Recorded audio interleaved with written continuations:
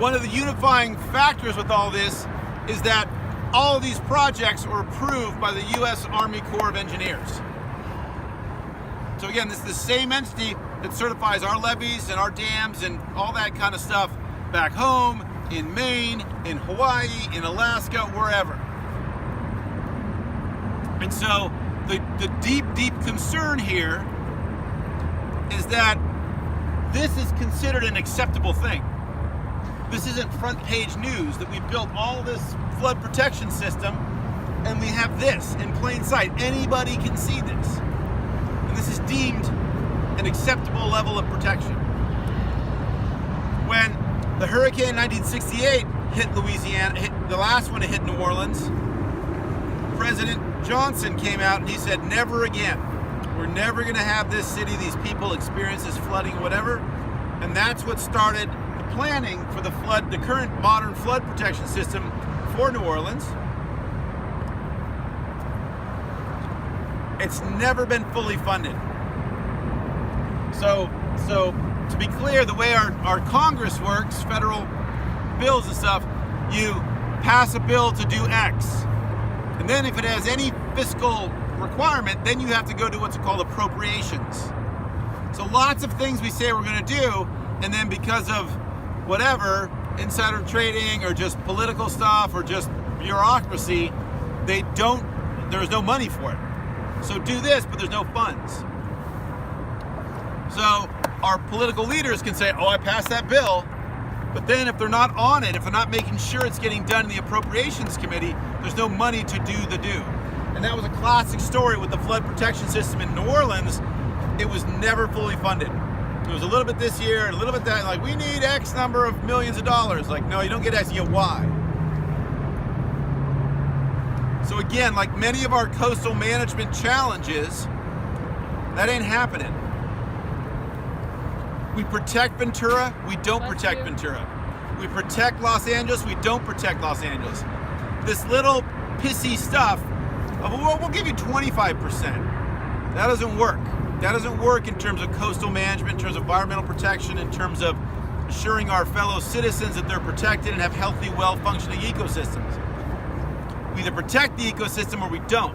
25% of the way towards protecting it ain't gonna save it. So we have to get serious with this. We have to get realistic with this. And we have to call baloney baloney when we see it. With Katrina, there was failures at all levels of government. Federal level, state level, local level, etc. In this case, built by the Army Corps of Engineers, now managed by local control. This is ridiculous. This is not acceptable. This is an immature, not professional way to manage, in this case, flood risk, but all these situations, right? So let's say they did finish it and they reinforced that building and they tied it all the way in. So the question is, what if they actually had connected it to the pump station walls over there? Don't know. Quite possibly. I mean, so other ones did. So there's every reason to believe that this would have as well, but we don't know. So the other problem is these are all built and all reinforced and all done at different points in time. Different contractors did this. Back in the day, the U.S. Army Corps of Engineers had engineers. They engineered, they built stuff. Now, no. So now this current phenomenon in our government that's, hey, outsource, outsource, outsource. The government is evil. The government can do no good. Private sector is saintly. We need to give the private sector all these monies. So what essentially happens is now the Army Corps of Engineers, at least the part that does, not the wetland regulatory divisions and that stuff, but the part that does this stuff, there's no engineers, or there's virtually no engineers. They're people like you guys, environmental scientists, biologists, stuff like this. They manage projects. They not only do they not do the construction, they hire out the construction, they oftentimes hire out the oversight. Well, I'm not an engineer. So to be clear, how all of engineering works, the bridge behind us, the road bed there, whatever, the wall. If I'm an engineer, a so-called certified engineer. So that, not that I took some classes, but I actually have taken a state board or whatever the regulatory agency is, taken that licensing, and I've gotten my certification. When I do my designs or I evaluate designs, I stamp it, I put my signature on it, and I'm responsible. I say that I certify that this thing is going to work to hold however many cars an hour, to however much weight, whatever the situation is. And so you're taking responsibility. If that bridge falls down, it's on you. You lose your license, right? Maybe worse, but your reputation is online. That's now being farmed out mostly to consultants. The U.S. Army Corps of Engineers is now the largest entity for public works anywhere in the U.S. So their tendrils are into everything. Most of the contracts go to large construction firms. So this should be concerning to us in the context of oversight, that we're concentrating more and more monies into relatively few hands in terms of these large, mega engineering firms that do most of this construction. They in turn subcontract out a lot of the work.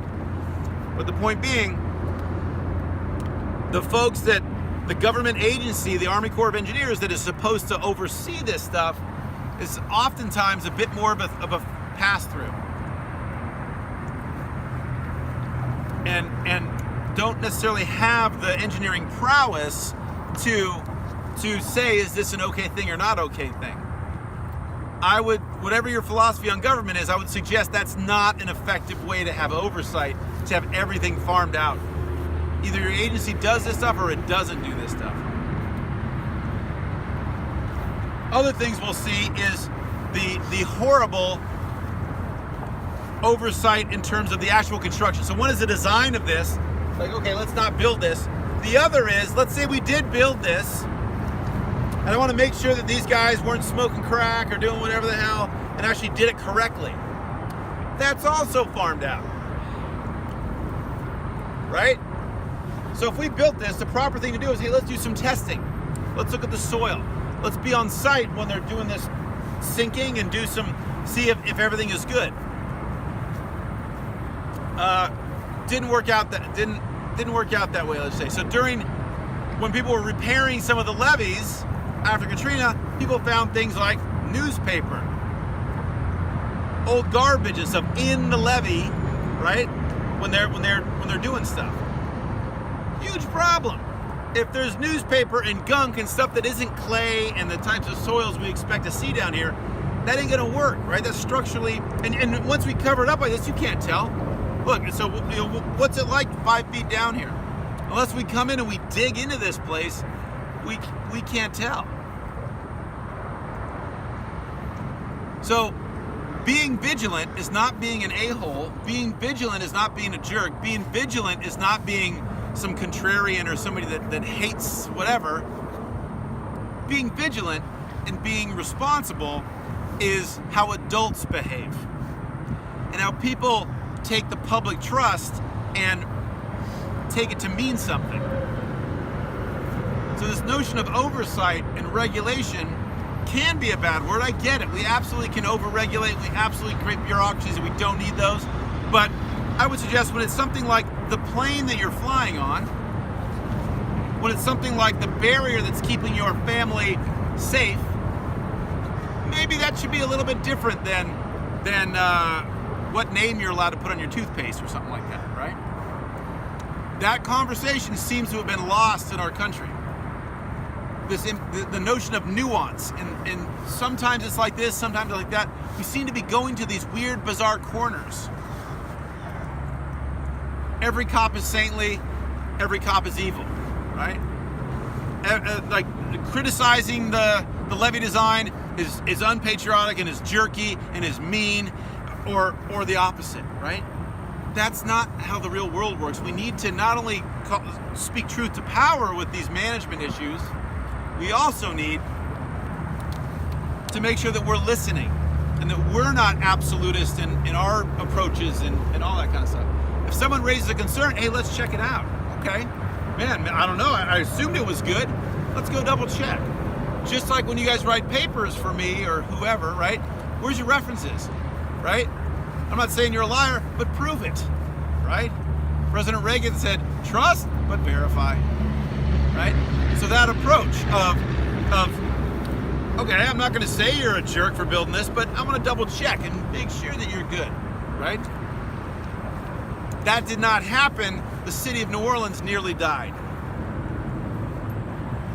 And the stakes are getting higher and higher and higher and higher and higher. So our ability to bounce back from these disasters, our ability to bounce back from this kind of silly engineering, what was considered acceptable, it's getting to the point where we might not be able to bounce back in the future. So the lessons you guys are seeing here in New Orleans, you're having these conversations with people. Yes, they apply to New Orleans, Louisiana, but they apply to all of us, right? We can take the same exact lessons and apply them to California. So this is the Orleans Canal, and we'll go see one more before we head out into the field. Question about this one? I just feel like there had to have been someone on the project. Like, this is stupid. Are they just not allowed to speak up, or do they not get heard? Or someone, the engineers building this had to know this is dumb. It's gonna fail right there. Or did they say that they wanted this to release pressure? No. It was No, this was not designed as a release valve. This was an engineering mess up. So they should have. No wall would have been better. So let's take our friend Pretty Ivor much. Van Heerden. Pretty much. Let's take our friend Ivor Van Heerden as a case study. So he would talk to us for many years. His daughter came to our campus, was one of our students. You guys might maybe know her. He no longer speaks to us here because he doesn't live in Louisiana anymore. He was a scientist, worked for the state, did all this cool stuff, worked on the coastal management of Louisiana, etc.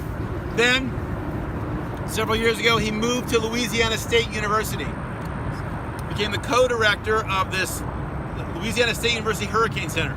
Now, Louisiana State University, we don't have anything like it in California. You would say the University of California system, but it's not that way. The main campus is where just about everybody is. A massive campus, engineering. So all this engineering silliness we've been hearing about, LSU huge and training lots and lots of engineers. So Ivor's models are the ones that correctly predicted the flood of, and his colleagues' models correctly predicted the flood of New Orleans should a hurricane basically track the way it was coming in. Warning, warning, warning, we should do something about this. When everything flooded and went to hell in a handbasket, and there's all these people trapped around and communication went down and everything, they used LSU's GIS facilities, their hurricane center facilities, to take people's addresses, turn those addresses into Latin lawn, and tell the pilots of the Coast Guard rescue helicopters, the person that's trapped in her attic, she's at latitude X, longitude Y. So they're in the thick of it. Right after Katrina hit, the governor said, hey, Ivor, I want you to go take a look. So his team was one of the teams that went all across the flooded areas. They used clocks. Well, one, they measured the height of the floodwater across the city to see if their models were correct. Two, they used a lot of flooded analog clocks. Digital clocks just fried and died. But the moving hands, when they got wet, they stopped working. So you can look, this one was at 10:30. This one. So by doing a lot of that, you can estimate when this levee failed, because the house next to it, the clock stopped working at whatever, right? To make a long story short, he correctly identified, and it was verified by other independent evaluation teams, that the levees failed. The levees failed, and that they were engineered poorly. So he started speaking truth to power. He was a researcher. Soft money. I'm tenured, right? So if I shoot someone or murder someone, maybe I get fired. But short of that, you guys can't fire me. Sorry. Are you disappointed about that? He was soft money. So he started getting more and more pressure from LSU. Stop doing this. Stop talking.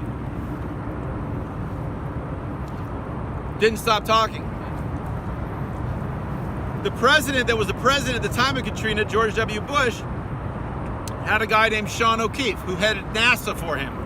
Sean O'Keefe retired from NASA, became the head of LSU.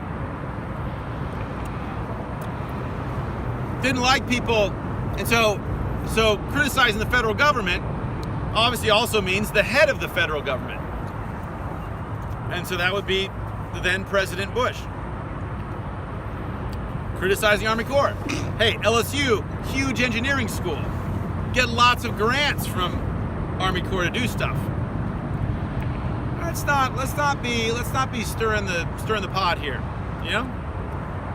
Just stop talking to the media. Stop this and that. Didn't stop talking to the media.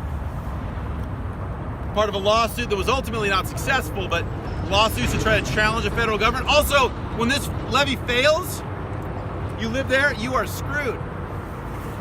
Insurance company won't pay to fix your house. Insurance company says this was not an act of God, this was an engineering failure. You got to go after the engineer. So if this was somebody else's house that failed, you sue that dude. Here, you can't sue the federal government. So how do you get restitution? You don't. That's why Mark referenced today that the Road Home program, that was a federal grant to try to help people because there was no avenue. So there was one thing that, through some old laws, folks were trying to do a lawsuit based on some ancient, like 1700s and 1800s laws. Didn't really work out, but so they were asking him to testify, and LSU says, hey, stop. In fact, now, no, don't just sort of tone it down. You are not allowed to talk about Katrina anymore. Why? Because you're talking about engineering. You're not a certified engineer, so you don't know of what you speak. Even though he has a PhD in coastal management, he does hydrology. He's done all this stuff for years and years and years. He can't do that. So then the lawyers would subpoena him, and so he'd have to go testify, right? So it's clear they couldn't shut him up. So then they said, oh, you know what? I don't think we need Louisiana State University. I don't think we need a hurricane center. So then they begin to shrink the funding for the hurricane center. And then it's like, oh, hey, Ivor, sorry, but we don't really can't afford this anymore, so we're just gonna get rid of the hurricane center. And then, oh, by the way, we don't have a position for you, sorry. Thank you very much for your service, bye. So he was fired because he didn't have the freedom of tenure, right? Tenure exists so people like me can talk about this stuff, right? Not to be mean or not to hurt people, but when we see an actual problem, we can speak to it. When we're trying to do research that might be uncomfortable for people, we can do that. Ivor did not have those protections. And so he was forced out, essentially.